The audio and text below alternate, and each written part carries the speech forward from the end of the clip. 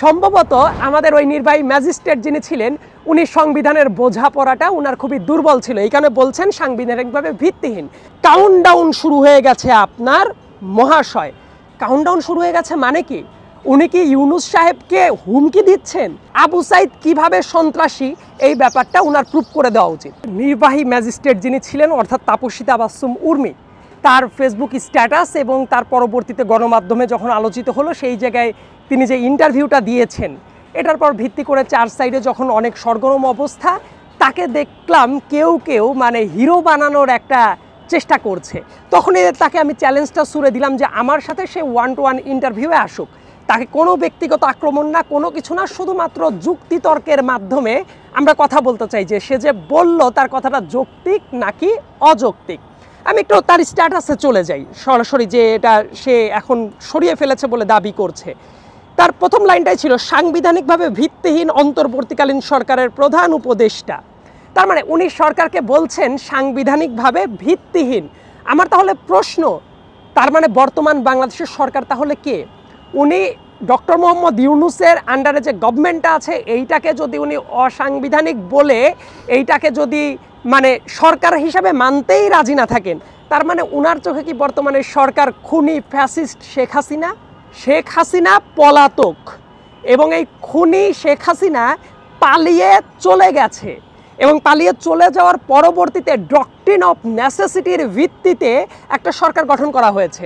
সম্ভবত এই যে আমাদের নির্বাহী ম্যাজিস্ট্রেট বিসিএস দিয়ে এসেছেন ঠিকই, সংবিধানের চ্যাপ্টারগুলো ওনার ভালো মতো পড়া নাই।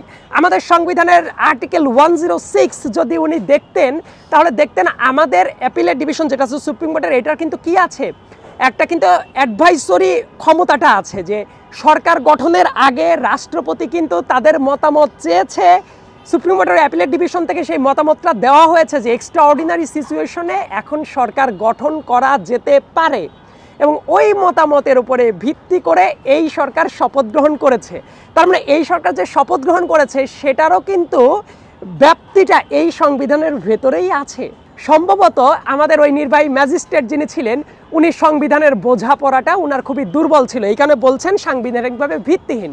কাজেই এই দাবিটা কিন্তু উনার জায়গা থেকে একেবারেই অযৌক্তিক। কারণ উনি কি এটার মাধ্যমে শেখ হাসিনাকে সরকার মানতে চান, তাই তো? ঠিক আছে, আর একটা প্রশ্ন আমি একটু ড্র করতে চাই। উনি যে বললেন যে এই সরকারকে তাহলে প্রকারান্তরে উনি মানেনি না, তাই তো? এটাই যদি হয়, উনি জুলাই মাস, আগস্ট মাস, সেপ্টেম্বর মাস এই মাসগুলোর কি উনি বেতন তোলেন নাই? উনি তো পারতেন শেখ হাসিনা পতনের সাথে সাথে উনি চাকরি থেকে ইস্তফা দিয়ে দিতে পারতেন। উনি কি দিয়েছেন নাকি চাকরিতে বহাল তবিয়তে থেকে চাকরি করছেন এবং বেতন তুলছেন? সেই প্রশ্নটা আমার মনে হয় যে ওই চাকরিতে বরখাস্ত হয়ে যাওয়া তাপসীকে জিজ্ঞেস করাটা অত্যন্ত জরুরি বলে আমি মনে করি। একই সাথে ওনার ওই স্ট্যাটাসটা আর একটা বড় আপত্তিজনক জায়গা ছিল। উনি দেখেন কি বলা শুরু করেছে, ইউনূস সাহেবকে প্রকারান্তে হুমকি দিচ্ছে, কাউন্টডাউন শুরু হয়ে গেছে আপনার মহাশয়। কাউন্টডাউন শুরু হয়ে গেছে মানে কি? উনি কি ইউনূস সাহেবকে হুমকি দিচ্ছেন? মানে একজন সরকারি চাকরিতে থেকে সরকার প্রধানকে এইভাবে হুমকি দেয়া যায়? উনি সম্ভবত চাকরির বিধিটা পড়েন না এবং ওনার ওই স্ট্যাটাসে আরও আপত্তিকর জায়গা আছে।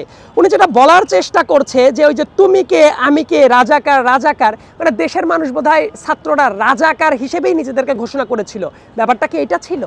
প্রেক্ষাপট ছিল ওই পতিত স্বৈরাচারের খুনি শেখ হাসিনা, সে কোটার পর ভিত্তি করে যারা ওই অযৌক্তিক কোটার বিরোধিতা করছে তাদেরকে গণহারে রাজাকার সম্বোধন করেছিল।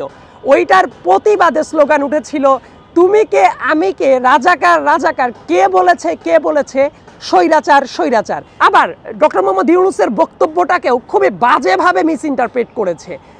কোন ধরনের চেতনার কথা বলা হচ্ছে আমি একটা সুস্পষ্ট উদাহরণ দিই। 2022 সালে আপনারা মনে করে দেখবেন, আপনারা সংবাদ মাধ্যমের কর্মী, আপনারা বরিশালে একটা স্কুলের হেডমাস্টার বাম হাতে শেখ মুজিবের ছবিতে 17 মার্চের একটা অনুষ্ঠানে ফুল দিয়েছিল, এই জন্য তাকে ধরে নিয়ে যাওয়া হয়, তার জেল দেওয়া হয়। আপনাদের মনে থাকার কথা।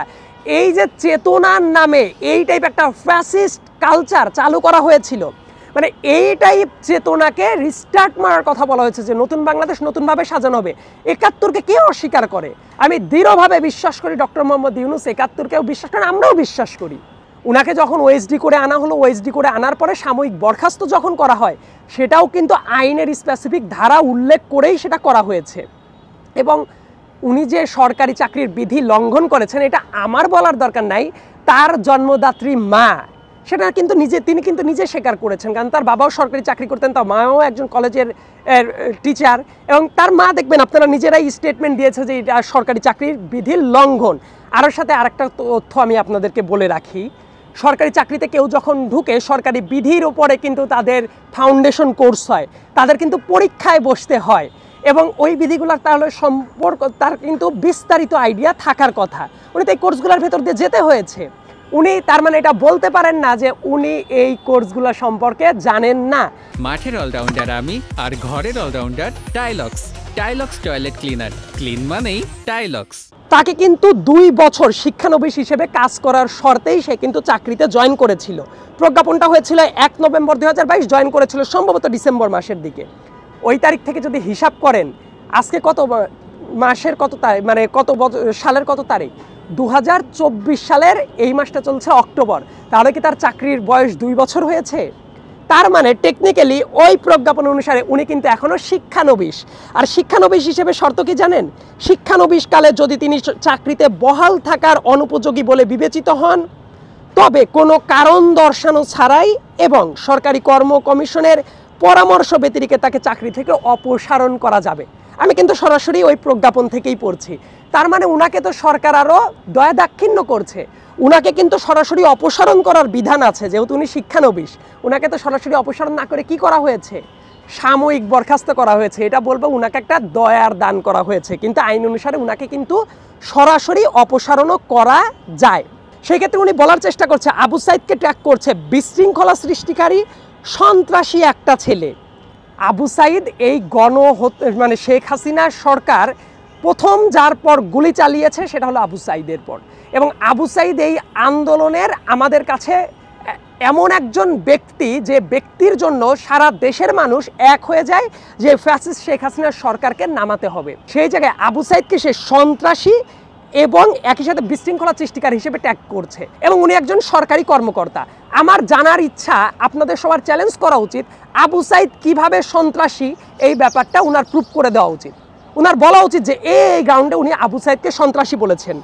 আবার আরেকটা যেটা ব্যাপার বলছে, আবু সাইদের জন্য নাকি অথর্ব জাতি কেঁদে কেটে বুক ভাসিয়েছে, এবং সে বলছে তদন্ত সাপেক্ষে। তার মানে উনি যে কাজটা করার চেষ্টা করছে, আবু সাইদের খুনি যে পুলিশ, সেই জায়গাটা উনি পুরোপুরি ডিনাই করে, তার মানে ওই যে সরকার যেভাবে চাপিয়ে দেওয়ার চেষ্টা করছিল যে আবু সাইদকে মেরেছে কারা, তার সহপাঠীরাই মেরেছে, এই ব্যাপারটা উনি কিন্তু এস্টাবলিশ করার চেষ্টা করছে।